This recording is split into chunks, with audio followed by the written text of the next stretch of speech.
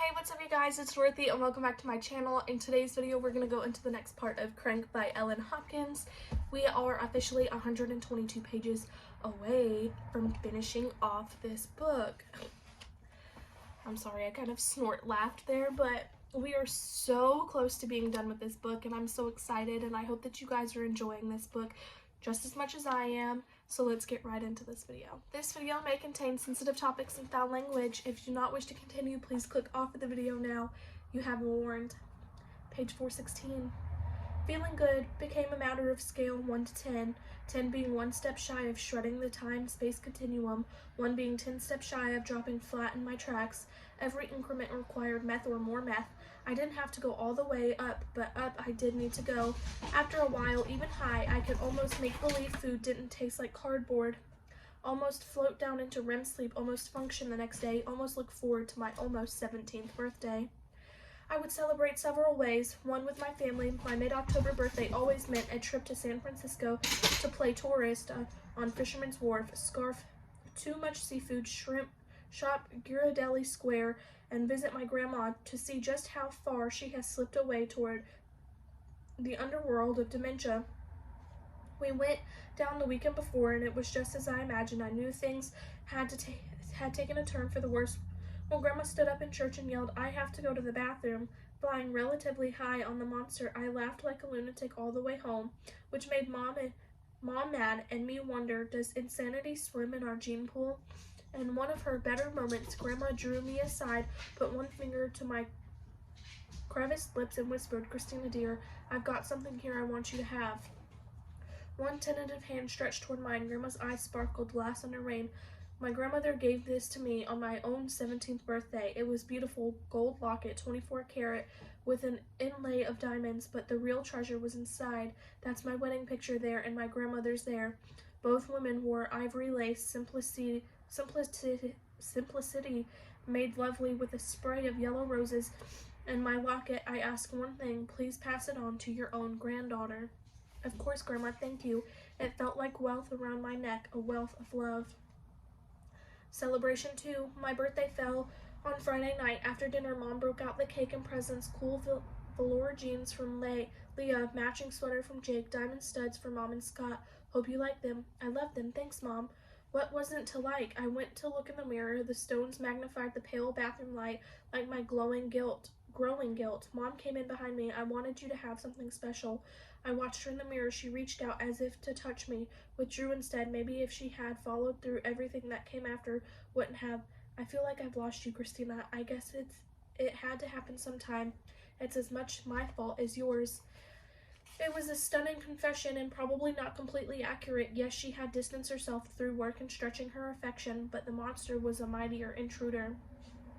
Please be careful. I'm worried that you've made some bad choices. Don't let them go from bad to worse. Half of them wanted to whine, wanted to rage, wanted to get right up into her face and shout, "What about your bad choices, Mom? Have you ever once stopped to consider how they not only created me, but helped mold me into the not-so-fine, not-so-upstanding, old beyond her years, not exactly a lady standing in front of you?" The other half told me to shut up, told me to smile, told me to find a hint of contrition and agree. You're right, Mom. Some of my choices haven't been the best lately. I promise to try harder, to do the right things and make you proud of me. Considering I had made plans with Chase for celebration number 3, plans that might very well test just how bad my choices had become. Guess which half won? Let's just say I got to go. Chase picked me up for my big day. He actually went mano a mano with Mom and Scott. Evening.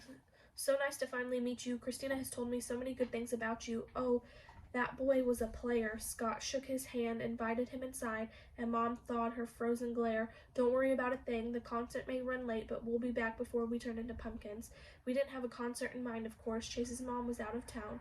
He had a special party plan. I got the E. It's critical. Pure MDMA, the real deal, but you don't have to try it if you don't want to. Speed with a hint of psychedelic. Going primavole, no fear, no pain. I want to do everything with you. Cool, because I want to go all the way to heaven, and I want to take you there. We got to his house hours before the others would arrive. Parents gone, stoner, grapevine buzzes over time. Let's drop the E right now. I want you to peek while it's just you and me. I had no idea what to expect. It took an hour to come on and to discover a new universe. Ecstasy is hard to describe. It's like falling softly into a pool of crystal mountain water, floating on your back, circular beneath vibrant sky, deciphering codes in the clouds, spinning dizzy fast. It isn't all like going clear out of your head, lunatic mad, throwing yourself in front of a runaway train, insane, hallucinating black windows and black helicopters behind you, crazy. It's a lot more like jumping into your own brain, ferreting what's inside, accepting past failures, freeing self-destructive demons, forgiving yourself and those you love and even those you despise. Chase was right there, riveted to my side as I laughed, as I cried. Finally, he kissed me, and it was just as fine as any kiss could ever be, tender, blossoming, passionate, and intense. Only on E, it was more like opening myself up as wide as I could go, inviting him inside. He crawled right in, filled me with love so close to perfect. I asked him to pick me up, carry me off to his bed. He did. Chase Wagner, the most beautiful man in the whole wide world, despite what the rest of the world could see, showed me exactly how making love should be. I was aglow at the first knock, soon the house filled with friends, with acquaintances, with complete strangers. I wanted to get to know each and every one. I wanted them to all know everything about me, my intellect, my beauty, my righteousness. Maybe you have been there, or to a rave to relate. I had accessed my innermost recesses. I needed to explore, to expand, to excavate. The most incredible place I'd ever been was right inside of me. If I left, I might never find it again, and so I refused to sink down too close to the door to rebuild the wall.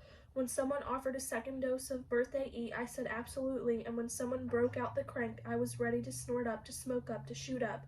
I should have been scared to death, but ecstasy dissolves all fear. I'm gonna leave off right there. I will see you guys in the next video. Bye!